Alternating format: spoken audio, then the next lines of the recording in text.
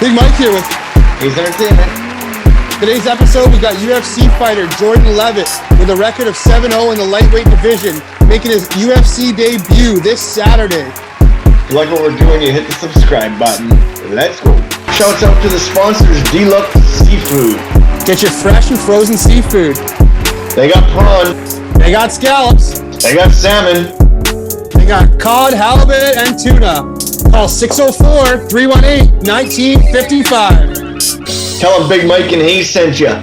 If you're looking for a mug, perhaps a hoodie, head on over to IOnlyTouchGreatness.com. Hello, I'm Jordan Leavitt. I'm a fighter in the UFC's lightweight division. I fight this Saturday, and I'm speaking on the I Only Touch Greatness podcast. This is the hottest place. Big name interviews in Vancouver with Ryan Hayes and Big Mike.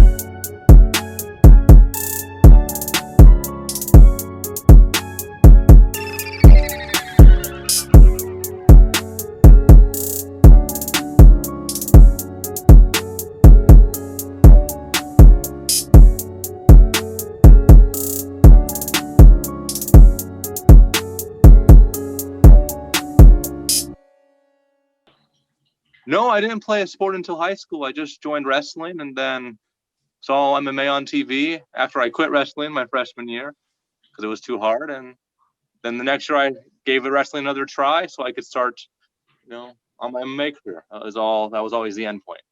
Okay, what's the nickname and where'd it come from? Oh, so the Monkey King nickname, it kind of happened in middle school. We were watching The Forbidden Kingdom starring like Jackie Chan and Jet Li. Yeah. And the Monkey King is a very common character and mythological creature in Asian mythology and like Kung Fu movies. So I let it stick. I kind of liked it. I was a really big nerd. I loved that stuff when I was younger. And so I'm glad I got that nickname labeled on me, and I'm glad it sticks out now. Yeah, I do. I like it. How'd you get into fighting in the first place? I became a fan of after watching The Ultimate Fighter, my freshman year of high school. But when I actually started getting into fighting, I kind of lost that dream after I was focusing on wrestling. The plan was to wrestle in college and to focus on that. But I I started working here to get some money, and I wanted to work out. So I signed up for the Syndicate MMA in I signed up for Syndicate in Las Vegas, and just to get in shape. But I was good enough to go onto the fight team and practice with them and be a body in there. Then after about 4 or 5 months, John Wood asked me if I wanted to fight, and I was like, sure, why not? Right I'll on. fight, go to school and work, and that's kind of how it got started. It was kind of a dream when I was younger that I lost, and then I came back to it, and it's just kind of flown for me. And now you're Definitely made the right choice. Yeah, now you're going to get your opportunity. Yeah, it's a little nerve-wracking. Yeah. UFC just did the promo video. It seems completely undeserved.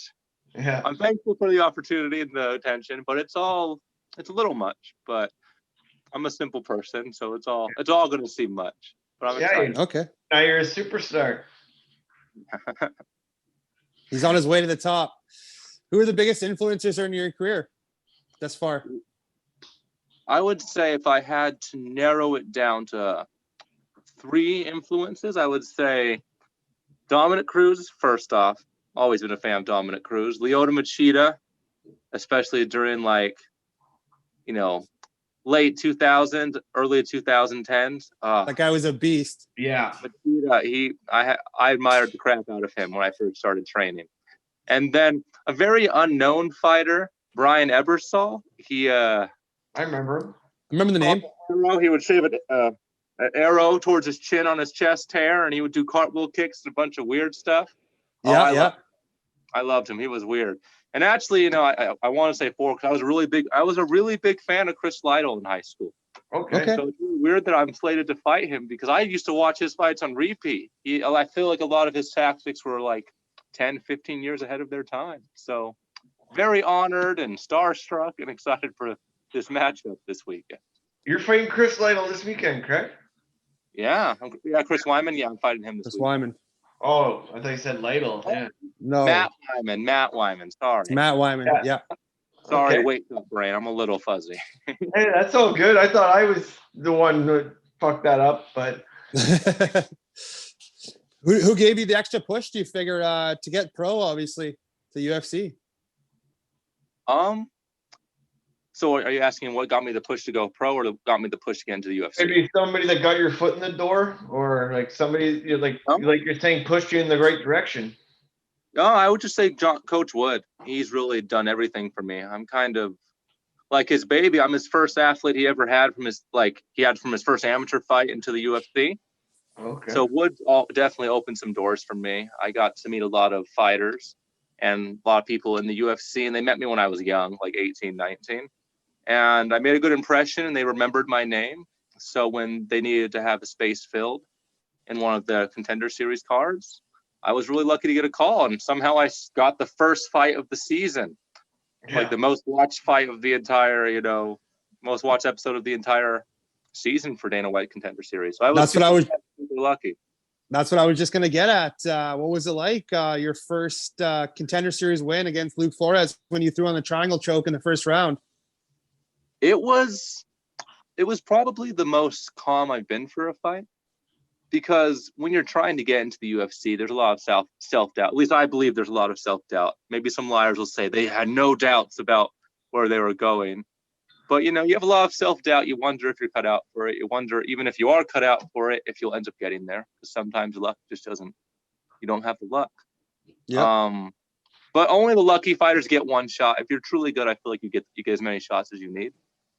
So just getting that call was all the validation I really needed to know that I belonged there. And so that fight, I was super relaxed.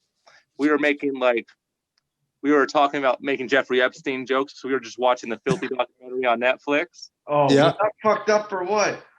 Right? Crazy, wild. Maybe it wasn't the best pre-fight, entertainment, but it may have annoyed we shared the locker room with a few other fighters. It may have annoyed my neighbors because I was not taking it seriously at all, because I was like, Epstein, man. Okay, I'll see you after my fight. Bye, guys. Super low key, super chill. And then kind of just went there, and I plan on warming up the first round and softening them up, but the finish came early, and I'm thankful for that. Of course, big win like that. And I was going to ask, what's it like being with all the winners at the end and Dana White telling you you're going to the UFC? Funny you mentioned that. So I was under the wrong impression that he only gave out 2 contracts at the end of it. So I was like, the entire card I was watching it, and I was like, please don't get a finish. Please don't get a finish. Please don't overshadow me. And then so I was sitting there in the chair freaking out. And then when I got the first contract, I'm like, whoa. And then when 2 other people got it, I'm like, why was I stressing? I totally deserved that contract. If you looked at all the other fights of the night, Uros Medic, very talented kid, also fought on that card. He definitely deserved the contract. But yeah, I was sitting there I was sweating a little bit. So I'm glad I got it. What do you have, any pregame meals? Ooh. Shut up, dog. I'm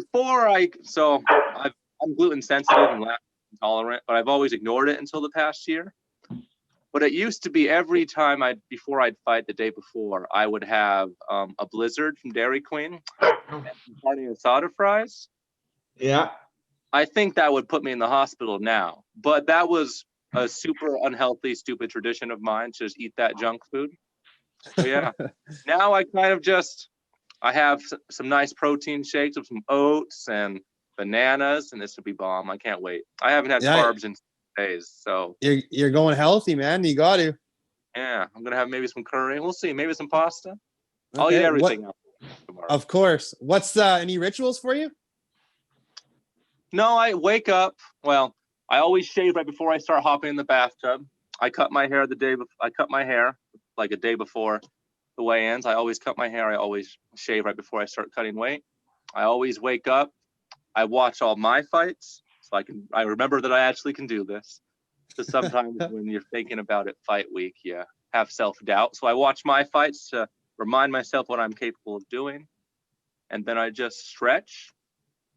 And then I stay in my fight gear the entire day. I wear my shorts, my cup. I keep my mouthpiece in my pocket. I just kind of set the tone for the entire day. I kind of relax. Almost like take it all in. You want to be ready to go. I'm the same way for hockey. I like to be ready half an hour before the game and just sit there and get ready and take it all in and have a beer. But you could obviously not doing that in your fights. But that's beer league hockey for a reason. Yeah. One of your fights you must obviously watch before your fights is the Anaconda choke you put on Lewis. That was a sick one. Thank you. That fight was very nerve-wracking for me. They had switched the opponent like 10 days before the fight, and our information was all wrong. They're like, he's like a 5'6" small 45er coming up. So when I saw him at weigh-ins, and he was much larger than me and not 5'6", and it was a trip. I was like, our information is wrong, messaging my agent. We made a mistake. So I kind of got in my head for that fight. So I was really a slow starter the first round. And then the second round, I saw him huffing and puffing. He was trying to stand between rounds to show that he wasn't tired. But I was like, dude, we were just grappling. I could hear you huffing and puffing. So ran out there and pushed the pace and got that finish. And I think it's still my favorite finish of all my fights. And I've had a Peruvian necktie and a 17-second heel hook. That's still probably my favorite finish. Okay. Yeah, I love that video. Yeah. What's your favorite? That was going to be our question. What was your favorite finish? What's your favorite strike? Ooh, I love a good spinning back kick. I haven't got to throw any of them yet because no one's been able to sprawl my takedowns yet. But I love a nice spinning back fist or spinning back kick. I love to spin and do jumping kicks. And a little kick to the liver. Yeah, it's the easiest way to hit someone hard without trying to put a lot of effort into it, using momentum, physics, all of the nerdy stuff. Yeah. And it looks really cool. Like, of course it does. Great. Spinning moves totally been my thing since I started. Do you have a dream venue to fight in? I've always just wanted to fight at home. I remember fighting, actually, I guess I fought at the Thomas and Mack one year for my amateurs. I would love to fight in the Thomas and Mack for a pro card. It kind of would be like a full circle for me. Okay. Because the toughest fight of my career was my third amateur fight at the Thomas and Mack. And I lost the first round, really got worked the first round, and I had to, come back, win the next two. And that was definitely probably the only fight where I've really had to dig deep against a really talented guy. His name's Shane Shapiro. He's now my jiu-jitsu coach now, so that's like a fun tidbit. He's now one of my coaches and training partners. But it would be nice to find a way to fight the Thomas and Mack again. I have good memories. Okay. And is there a dream fight you'd have? Is there someone that you'd love to fight? I can't think of anything.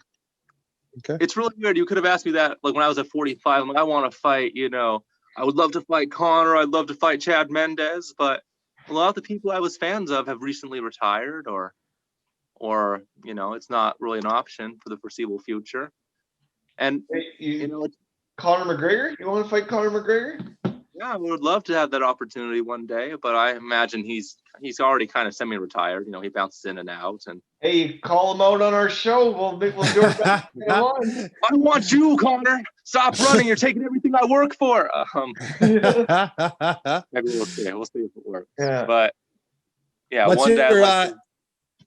That's a great dream fight, man. I'd love to see you fight Conor McGregor. What's your ring entrance music? I just stole this question. Oh, I guess I could tell you guys because I'm walking out to Big Balls by AC/DC on Saturday. Fucking right. I love it. I love it.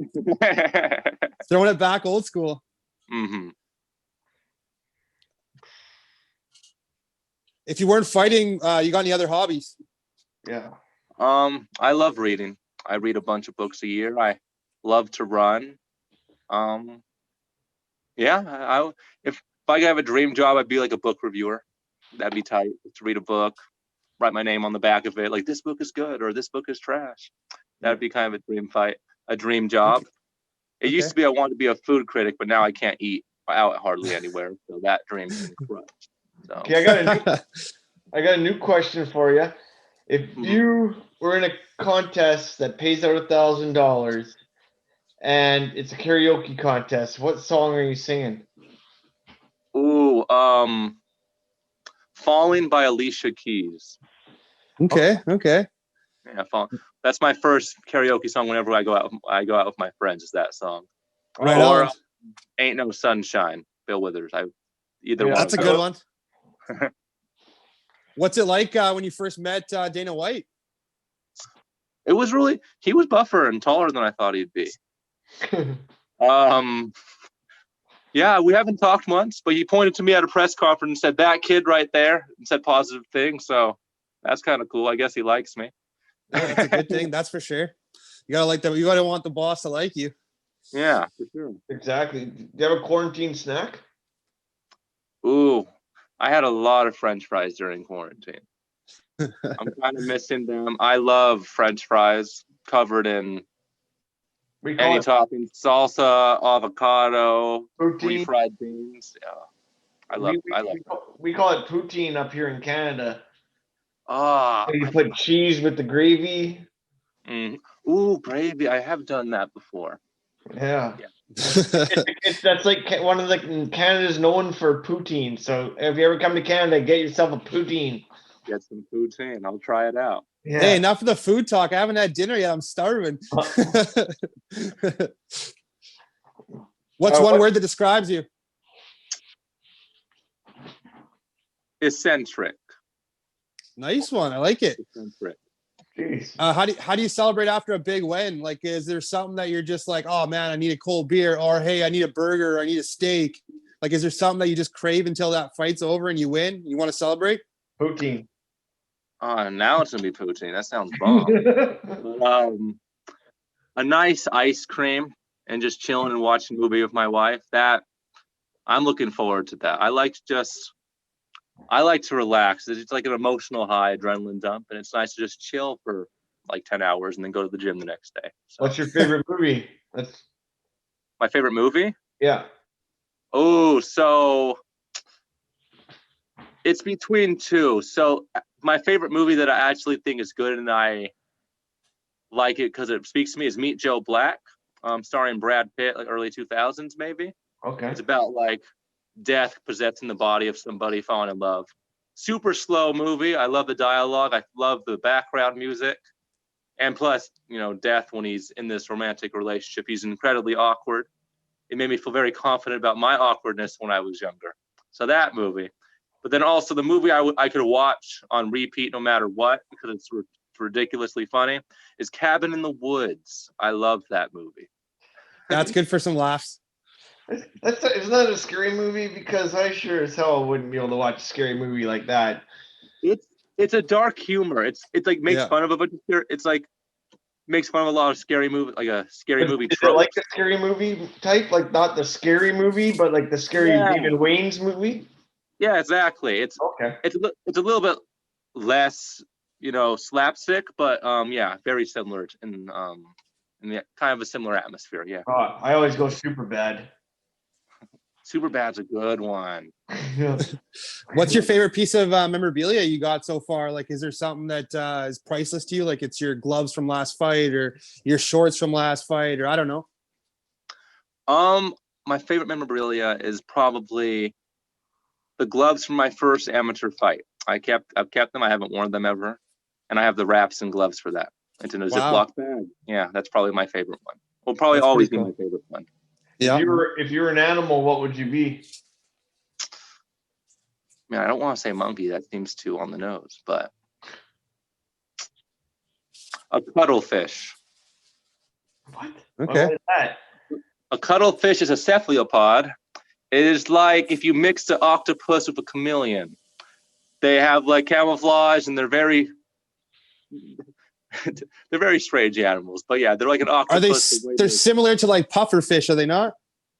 Am I way Similar. off? Like Yeah. it's like it's really hard to explain what a cuttlefish is. It's like you put an octopus and a chameleon. I'm gonna have to Google it right after this. Hipster together. Spicer sells that stuff at Deluxe Seafood, by the way. Oh, Cuttlefish. they sell those at our sponsor. Yeah. Hey, Jordan, I just want to thank you so much, man, for taking the time for us today and coming on, chatting with us. We're big fans of yours, and we can't wait to cheer you on for the rest of your career and your big win on the weekend. And we can't wait to see you flipping after the fight because we know how much you like to flip. Give a shout out to Canada when you win. I will. I love my Canadian fans. Hopefully I do get that win. Everyone keeps saying when I win. Yeah. I think they all know something I don't. I'm really excited for this fight. I can't wait. Tell them you're going to Canada to get some poutine.